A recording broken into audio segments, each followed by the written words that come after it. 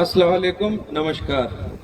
सबसे पहले तो मैं आप सभी लोगों का, हमारे आज के इस प्रोग्राम के आयोजक जनाब हाजी अलाउद्दीन साहब का, और हमारे यहाँ पर मुख्य अतिथि आए हुए हैं हमारी अब्बासी सभा के राष्ट्रीय अध्यक्ष हैं जनाब चांद मोहम्मद साहब, इन सभी का शुक्रिया अदा करता हूँ कि आपने मुझे इस कार्यक्रम में बुलाया, इसमें मुझे अपनी बात रखने का मौका दिया। आपका दिल की गहराइयों से धन्यवाद।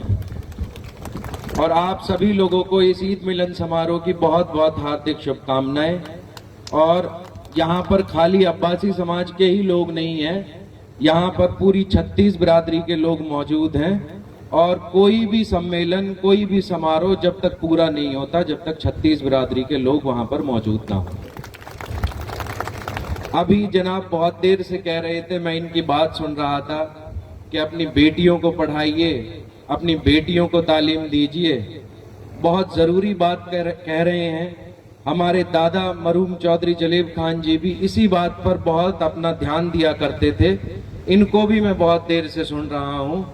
अपनी बेटियों को तो पढ़ाइए। अगर आपको अपनी बेटी को पढ़ाएंगे तो आपकी 3 पीढ़ियाँ बदलेंगी।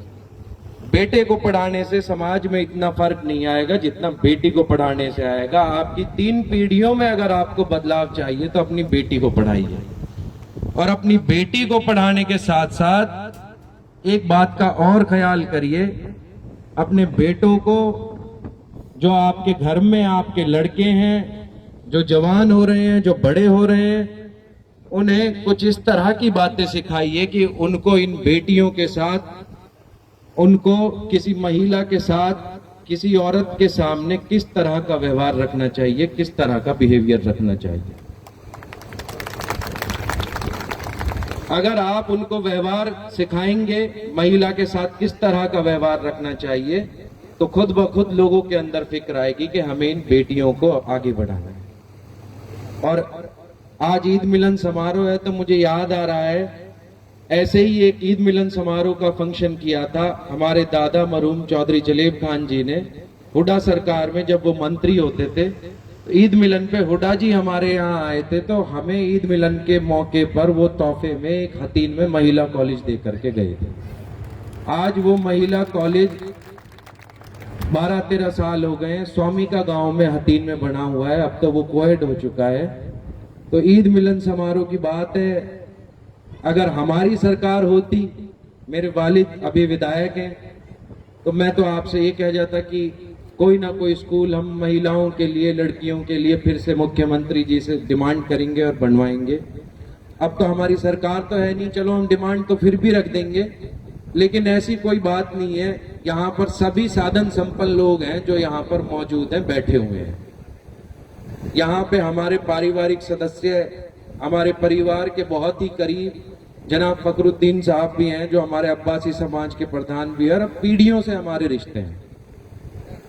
तो मेरी आप लोगों से यही गुजारिश है कि उस ईद मिलन समारोह पर तो एक कॉलेज आया था, इस ईद मिलन समारोह पर अभी इन्होंने कहा कि भाई 5-7 लड़कियों की शादी करेंगे, उसमें पैसा खर्च करेंगे।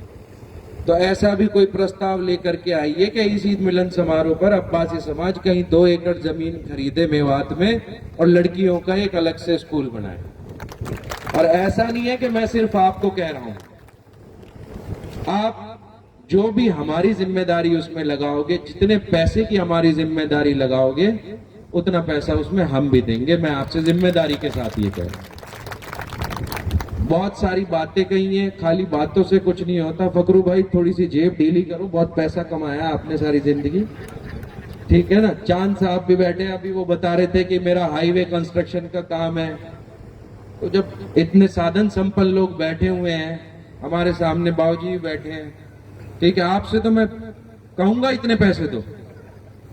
जब मैं आपसे जिम्मेदारी से कह रहा हूं कि हम लोग भी जो आप जिम्मेदारी लगाएंगे उसको पूरा करेंगे। और यहाँ पर बैठे हुए अब्बासी समाज के जो भी लोग हैं, मैं अंत में आपसे यही बात कहना चाहता हूँ कि हम सरकार में जो भी हमारी हैसियत है, जिस भी तरह से आपके लिए हमारे दरवाजे 24 घंटे खुले हुए हैं।